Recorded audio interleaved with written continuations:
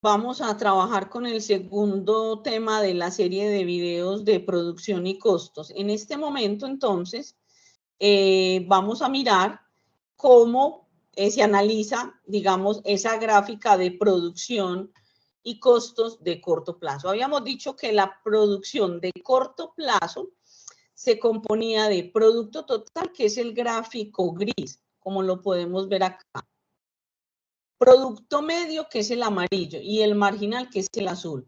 Hace un rato en el video anterior yo les mencionaba que básicamente una de las variables más importantes era la productividad marginal.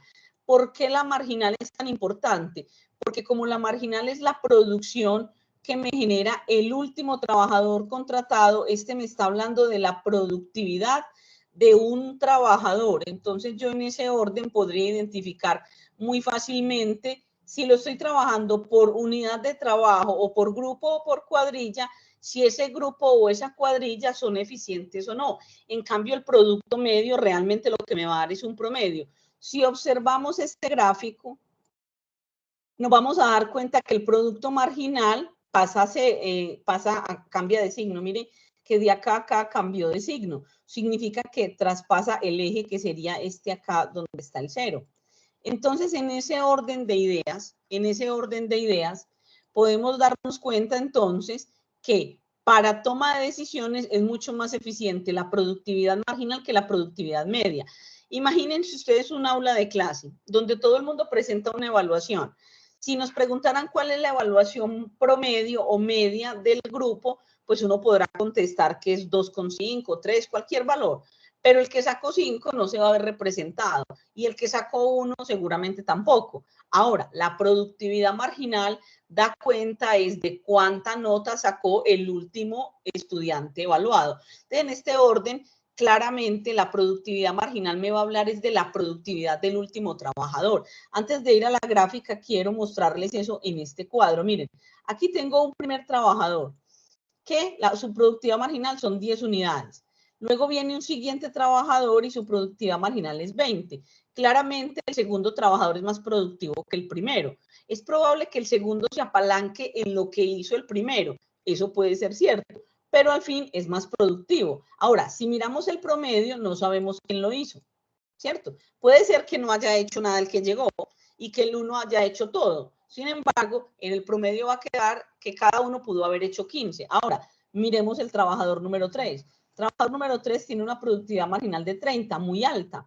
Y así nos vamos trasladando a medida que vamos trayendo más trabajadores. Mire que como el capital es constante, lo que podemos decir aquí, o lo que dice el autor, es que el capital se agota. Es como si tuviésemos una planta de producción y le metemos y le metemos y le metemos gente, llega un momento en que las maquinarias tampoco alcanzan.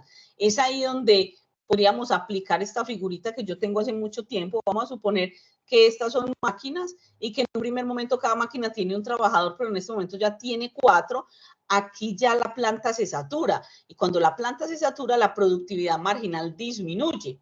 Por eso, lo que el autor dice textual es que cuando yo tengo una capacidad instalada, o sea, un K, que en el corto plazo no cambia, ya sabemos las razones, ese capital se va agotando, se vuelve insuficiente, por lo tanto los trabajadores tienden y empiezan a estorbarse. Es de anotar que la productividad marginal de un trabajador no solamente depende de sus habilidades, depende también de su espacio de trabajo. Si tú trabajas en una factoría, en una empresa o en una oficina y no tienes todas tus herramientas para elaborar esa labor encomendada, claramente no vas a ser productivo pues altamente. ¿Por qué? Porque no tienes con qué desarrollarlo. Entonces también es importante saber que la productividad marginal no solamente depende del trabajador, sino también de la cantidad de capital de la cual dispone. Entonces, volviendo al gráfico, por eso nos vamos a encontrar cómo esto se traslada acá. Mire, producto marginal empieza creciendo. Crece rápidamente.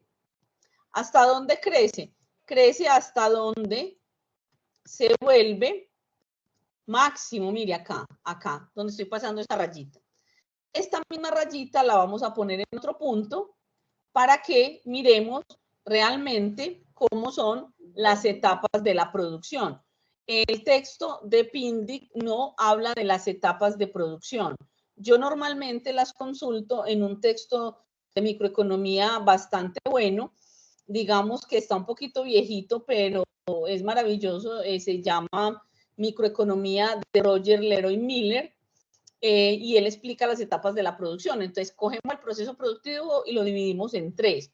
¿Qué me estoy encontrando? Que en este primer intervalo, la producción crece el producto marginal y crece el producto medio, es decir, donde todo crece, estamos hablando de la etapa 1, y donde todo decrece, estamos hablando de la etapa 3. Esta de acá es la etapa 2, que tiene unas características muy especiales. La productividad total crece más lentamente que en la 1, llega a un punto donde encuentra su máximo, su intervalo de máxima producción, digamos que intenta estancarse y empieza a disminuir.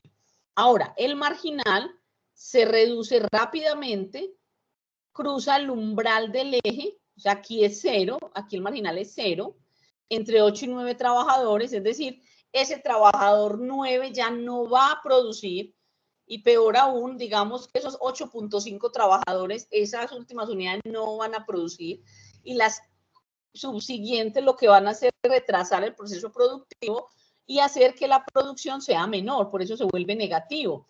Y esto en términos de costos se configura básicamente en un asunto bastante importante porque va en contra de la maximización del recurso. Voy a intentar trazar una línea acá, yo pues no soy muy ducha para esto, yo soy más buena para hablar que para hacer, pero igual este es el reto. Entonces voy a trazar esta raya acá. Esta raya me va a mostrar a mí, me va a mostrar, la voy a desplazar acá, en este punto, este mismo nivel de producción lo podríamos obtener acá. Y este punto coincide con un poco más de 5 trabajadores.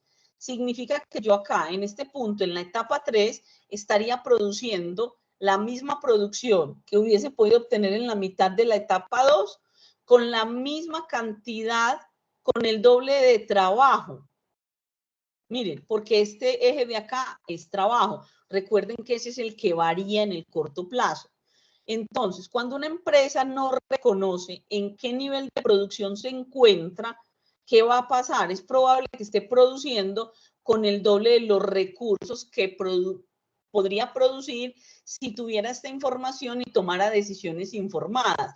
Entonces, aquí cuando lleguemos a costos vamos a ver un desperdicio de dinero y de recursos, además, y de materiales también.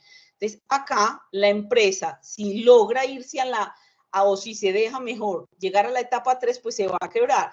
Ahora, estar en la etapa 1 es bueno, donde todo crece, sí, claro, pero estamos en expansión, no hemos alcanzado ningún máximo. Eso significa que tenemos una capacidad instalada de la cual tendríamos que dar cuenta y por la cual tendríamos que asumir un costo a la que no le estamos sacando ningún provecho. Entonces, sí es muy bueno estar en la etapa 2, pero estar planeando la estrategia para irnos a la etapa, sí es bueno estar en la 1, pero planear la estrategia para irnos a la 2. Ahora, ¿cuándo estoy en la etapa 2? Cuando supero el máximo del producto marginal. Ahí me doy cuenta que estoy en la etapa 2. Entonces, en el gráfico acá, voy a quitar estos sombreados, que esto de pronto nos distrae. Acá voy a volver a sombrear. En este punto yo ya me doy cuenta que va a empezar la etapa 2. ¿Hasta dónde va la etapa 2? Hasta donde el producto marginal se vuelve 0. Claramente se va a volver 0 entre estos dos, que hay un punto de inflexión. ¿Por qué? Porque cambia de signo, que ese punto es acá donde yo tengo en este momento esta rayita.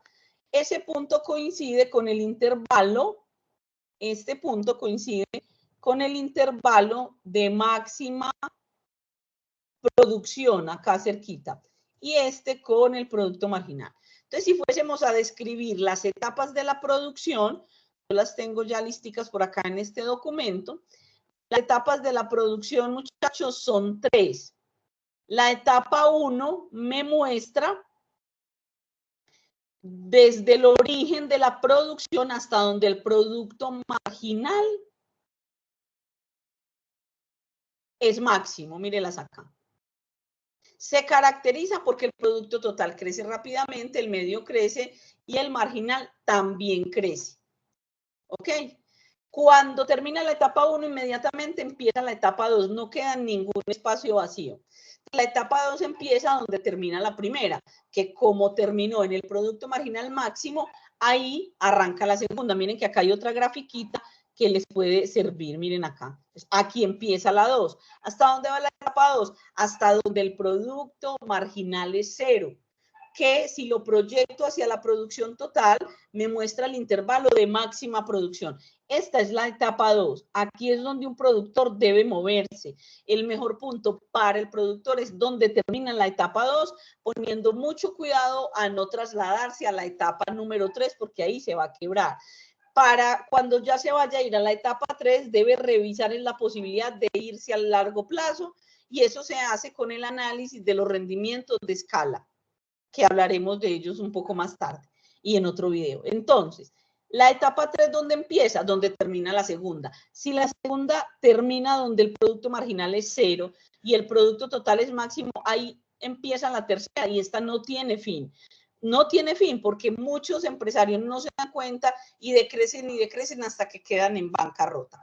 Espero que hayan entendido las etapas de la producción y puedan aplicarlas a este ejercicio como lo tengo aquí, y a cualquier ejercicio, inclusive cuando uno tiene datos reales de una pequeña empresa o compañía, uno puede hacer la medición, porque yo lo he hecho y esto sirve para tomar decisiones informadas. Espero haber sido clara con esta parte. En un momento regreso haciendo análisis de costos de corto plazo y de rendimientos marginales decrecientes y de rendimientos de escala.